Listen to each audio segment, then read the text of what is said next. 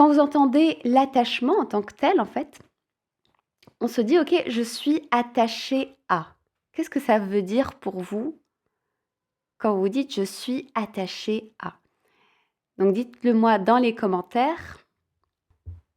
Voilà, comme ça dans la vie quotidienne, dans le langage de tous les jours, quand on dit: «Voilà, je suis attaché à quelqu'un», qu'est-ce qu'on veut dire par là? Qu'est-ce que ça renferme? Voilà, donc ça peut vouloir dire effectivement: «J'ai un lien particulier avec». Ça peut être un attachement amoureux, oui, tout à fait. Ah, ça peut être une contrainte pour certains. D'accord, c'est intéressant. Ça me tient à cœur. Mmh. Donc attaché, en lien, lié d'une manière ou d'une autre. Ouais, c'est un lien à la personnalité de la personne, OK. Un lien choisi, on me dit, OK. Alors effectivement, l'attachement, c'est aussi, quelque part le fait de tenir à quelqu'un. Quand on est attaché, c'est, ben, je tiens à quelqu'un. Je ne sais pas si vous le voyez aussi comme ça. Je suis attachée à, mon mari, je suis attachée heu, à mes amis, je suis attachée, à ma famille. Ça veut dire que quelque part, je tiens à eux. Ça veut dire que le lien que l'on a est important, la relation que l'on a est importante. Vous voyez autre chose? OK. Un lien qui engage ou qui pèse. OK, par exemple, ma mère actuellement. J'ai de la considération pour, OK, effectivement, il y a quelque chose de l'ordre de l'appréciation. On apprécie la compagnie d'une personne. C'est parfois irrationnel, oui, on ne peut pas l'expliquer quand on est attaché, effectivement. OK. Alors, il faut comprendre que quand on parle de liens, les liens qu'on a, en fait, on a l'attachement, qui est un lien affectif, et on a des liens hiérarchiques. OK? Je veux juste que vous puissiez comprendre et que vous ayez en tête la différence entre ces deux liens-là, le lien affectif et le lien hiérarchique. Donc là, on va commencer par quelques définitions. Donc je vais passer une bonne partie du temps qu'on a ensemble à définir quelques notions. Pourquoi? Parce que quelque chose qui est bien défini, c'est quelque chose qui est du coup bien compris et on commence déjà à dénouer et à mettre la lumière en fait sur des notions ou sur des mots MAUX qu'on peut avoir. Et donc c'est important de définir les choses, de définir les mots et de définir de quoi on parle pour savoir où est-ce qu'on se dirige. Donc là, je vous invite à voir la différence entre lien affectif et lien hiérarchique. Et pour arriver à comprendre cette différence, en fait, il faut comprendre déjà la première notion, c'est la notion de connexion émotionnelle. Hein, vous avez déjà entendu parler de cette notion de connexion émotionnelle? Je me sens connectée à telle personne. OK? Et j'ai une question pour vous. Est-ce que vous avez déjà fait l'expérience de croiser un inconnu ou une inconnue, peu importe où, vous avez interagi avec cette personne et en fait, vous vous êtes senti vachement proche de cette personne, même si vous vous connaissiez pas vraiment en fait. C'était la première fois que vous voyez et pourtant il y a quelque chose qui est passé. Est-ce que ça vous est déjà arrivé? Alors moi, ça m'est déjà arrivé, par exemple, en prenant les transports en commun, par exemple, je sais pas, en prenant l'avion de temps en temps ou dans une salle d'attente. Ça m'arrive aussi, de temps en temps, par exemple, quand je rencontre des personnes dans le cadre de conférences, de séminaires ou de rencontres plus liées par exemple à la foi, à l'église, etc. Donc ça arrive parfois qu'effectivement il y a des personnes qu'on rencontre et avec qui il y a une forte connexion, enfin il y a quelque chose qui passe en fait, on se sent proche de ces personnes. Oui, effectivement, c'est très très agréable quand ça arrive. Alors cette sensation-là, qu'on a de se sentir proche de quelqu'un, c'est ce qu'on appelle la connexion émotionnelle. Hein, si vous arrivez à vous remémorer à un moment où vous avez rencontré quelqu'un, vous l'avez jamais vu avant, mais vous dites: «Waouh, j'aimerais tellement revoir cette personne, j'aimerais tellement pouvoir lui reparler». En fait, c'est parce que vous avez fait une expérience de connexion émotionnelle. La connexion émotionnelle, c'est quoi? C'est en fait quand nos cœurs et nos esprits s'accordent, ok? Sans effort. Sans effort, on se sent ensemble, unis, en fait, on se sent compris. On se sent compris l'un et l'autre, les idées passent facilement et ce qu'on partage, en fait, comme émotion, l'autre l'accueille aussi et il nous répond par empathie, par compassion. D'accord? Ça, c'est la connexion émotionnelle. C'est quand les cœurs et les esprits s'accordent sans effort. Alors, j'insiste un petit peu sur le sans effort. Ça veut dire qu'il n'y a pas besoin de faire attention à ce qu'on dit, à comment on le dit. Il y a quelque chose vraiment de naturel qui passe. Ça va? Ça va donc pour la connexion émotionnelle? Sans effort, quel bonheur. Oui.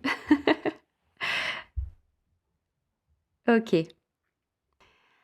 Alors maintenant, on va différencier ça avec le lien hiérarchique. Alors maintenant, je vous pose de la même façon la même question. Est-ce que vous avez déjà été dans un cadre de relation où vous n'étiez pas à l'aise de parler de vos émotions profondes, ni de trop montrer votre vulnérabilité?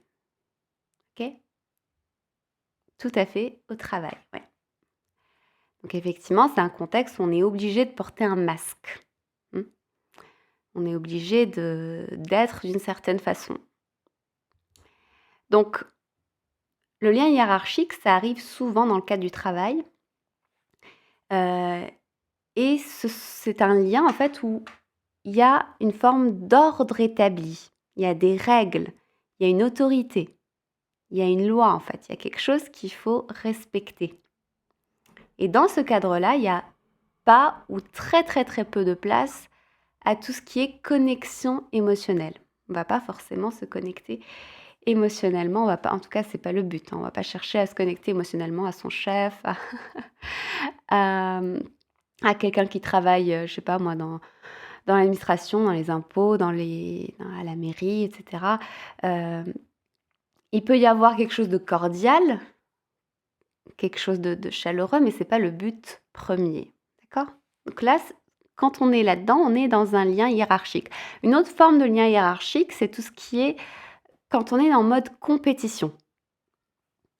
En mode compétition, donc ça peut être littéralement quand si vous faites une compétition sportive ou autre, le fait même d'être en compétition avec quelqu'un, de vous comparer aux performances de l'autre, ça vous met dans un lien hiérarchique. Okay?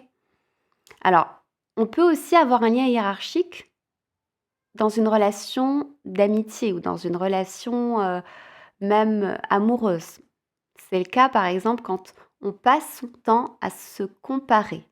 On passe son temps à se dire, attends, à comptabiliser, à calculer. Il a fait ça, j'ai fait ça, elle est bien là-dedans, moi je suis un peu moins bien, regarde sa vie, moi ma vie elle est pas bien, ou l'inverse, hein. Regarde, elle n'y arrive pas alors que nous ça va, on y arrive, etc. Ok? Donc on peut se retrouver dans un lien hiérarchisé, pas forcément hiérarchique, mais hiérarchisé aussi dans des relations personnelles. Donc ça touche les relations professionnelles parce que c'est le cadre, mais ça peut toucher aussi les relations personnelles. Ça va? Alors pendant que je vous parle, je vous invite vraiment à vous remémorer des moments peut-être ou des personnes avec qui vous avez soit une belle connexion émotionnelle et puis d'autres avec qui vous sentez cette distance, cette hiérarchisation.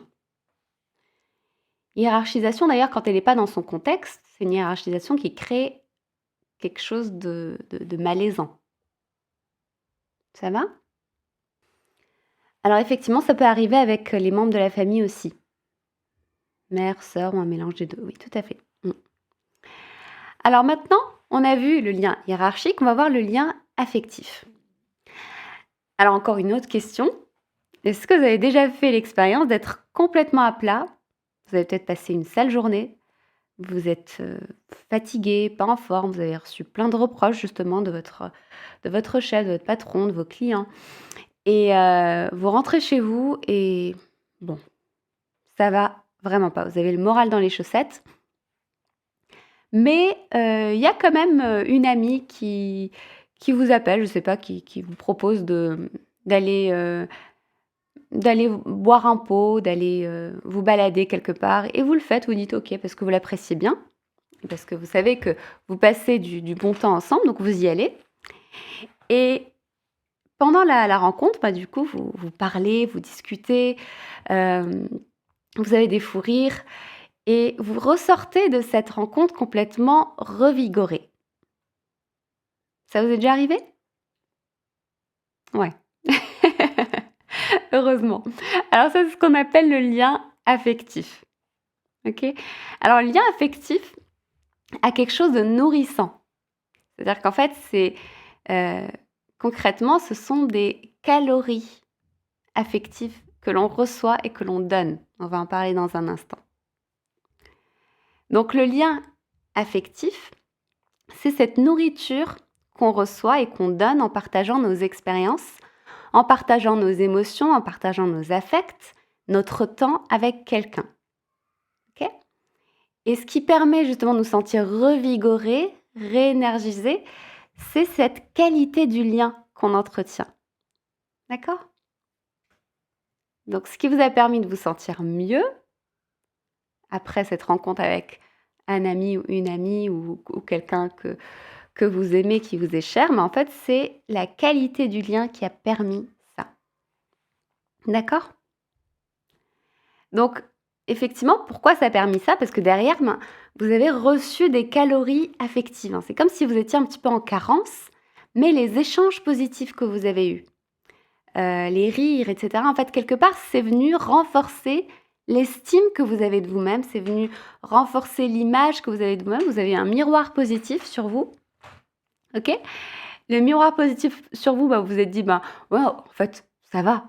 Ça vous a aidé à relativiser, ça vous a aidé à vous sentir moins seul parce que vous vous êtes dit: «Ben oui, c'est vrai, finalement, c'est pas si grave. Finalement, bah, il y a plein de personnes qui vivent ça». Peut-être parfois, vous pouvez vous retrouver avec quelqu'un, vous avez vécu exactement la même chose et puis, bah, ça vous soulage de savoir que: «Ouf, ça va, je suis pas seule, quoi». OK?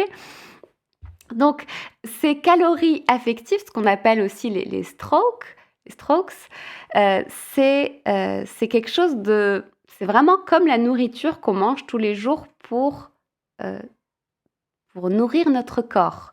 Notre psychisme a besoin de calories affectives pour survivre. OK? Donc ça renforce l'estime de soi, ça renforce aussi notre bien-être émotionnel. C'est comme ça qu'on arrive à consolider, à internaliser le sentiment d'être aimé, valorisé, connecté aux autres. Donc, qu'est-ce qui se passe quand on manque de calories affectives? Alors, à court terme, on commence à se sentir seul, isolé, et donc on commence à avoir comme tout le fardeau du monde qu'on porte seul. Ok, c'est une forme de stress. Le stress entraîne de l'anxiété. L'anxiété, la peur du lendemain, qu'est-ce qui va se passer? Et s'il m'arrive ci? Et s'il m'arrive ça? Une anticipation anxieuse, et cetera. Ce qui peut induire aussi des troubles du sommeil. On peut mal dormir, se retrouver fatigué le lendemain et puis entrer dans un cercle vicieux. Ça quand on manque de calories affectives, à court terme. OK? C'est pour ça que c'est pas conseillé de rester seul. C'est pas conseillé de s'isoler trop longtemps. Alors quand je parle de manque de calories affectives ou de manque de stroke, c'est pas forcément donné parce que si on donne beaucoup de calories mais qu'on n'en reçoit pas, on est en manque, on est en déficit, d'accord? Donc c'est pas le fait d'être entouré ou pas, mais c'est justement, est-ce qu'il y a un équilibre dans ce qu'on donne et ce qu'on reçoit? Et on va voir justement dans les styles d'attachement, pourquoi parfois on a tendance à donner beaucoup et à ne pas recevoir. On va parler de tout ça un petit peu plus tard. Maintenant, je veux juste que vous compreniez ces bases, hein, ces définitions de base pour que après on puisse parler de tout ça un peu plus en profondeur. OK? Donc, à court terme, un déséquilibre au niveau de ces apports caloriques affectifs, eh bien, ça crée du stress, de l'anxiété, des troubles du sommeil. À moyen terme, on commence carrément à se dévaloriser. OK? On commence à se sentir pas à la hauteur. Il commence à y avoir des problèmes relationnels, c'est-à-dire on peut devenir frustré, être pris d'amertume, en vouloir aux autres, ou alors trop s'isoler, couper les relations, et peut aussi commencer à y avoir une détérioration de la santé mentale.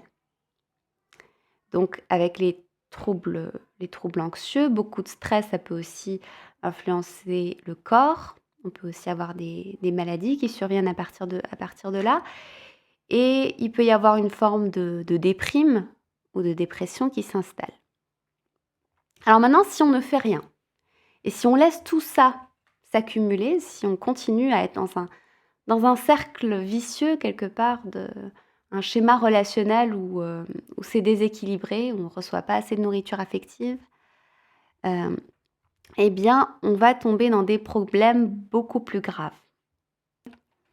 À long terme, si l'équilibre ne se fait pas, eh bien, ça peut donner de la dépression, ça peut donner de la dépendance de type toxicomanie, ça peut même amener des pensées suicidaires. Et tout ça, ça peut mettre la vie en danger. Ça peut mettre la vie de personnes en danger. Donc, c'est important de comprendre que la qualité des relations que l'on a, c'est pas juste du superflu, c'est quand même essentiel. On est des êtres humains sociaux et on a besoin les uns des autres.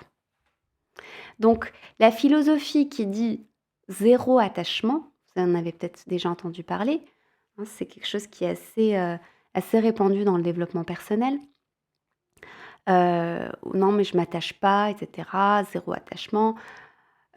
Permettez-moi de vous dire que c'est du blabla, c'est du mensonge. C'est un mythe dangereux. C'est un mythe dangereux et à mon avis, c'est une défense en fait qui est mise en place juste pour comme excuser en fait une forme de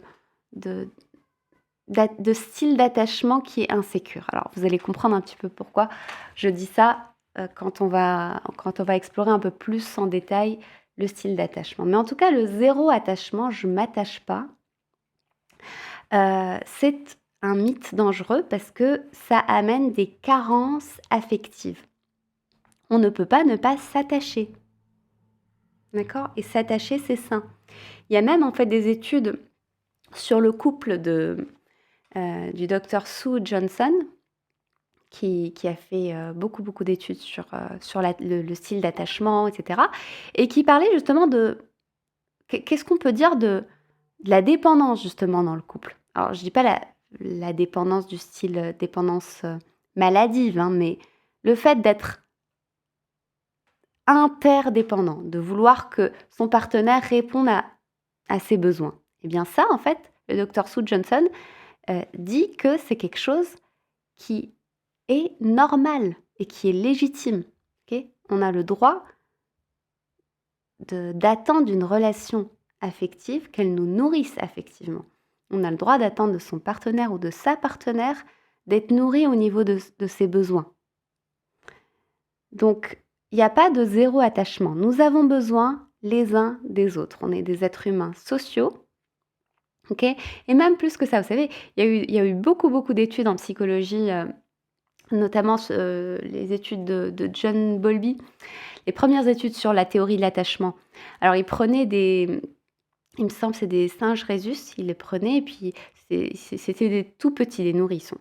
Et il les mettait il leur donnait une maman artificielle. Alors, une maman juste avec un fil de fer enfin, c'est pas vraiment une maman, mais c'est un objet par lequel sortait du lait, et un autre objet maman, mais qui était un petit peu plus doux, en fait. Et on a remarqué qu'en fait, ces petits singes, ils allaient davantage vers la douceur, en fait, vers ce qui leur apportait quand même un petit peu comme une chaleur qui venait les envelopper. Et ça, ça fait partie justement de la nourriture affective. Et que quand on en manque, il y a un dysfonctionnement, il y a quelque chose qui peut entraîner des troubles dont parfois on n'est même pas conscience. Et puis on essaye de se dire: «Allez hop, je suis fort, je suis forte» et puis on se barricade derrière nos défenses pour, tenir le coup.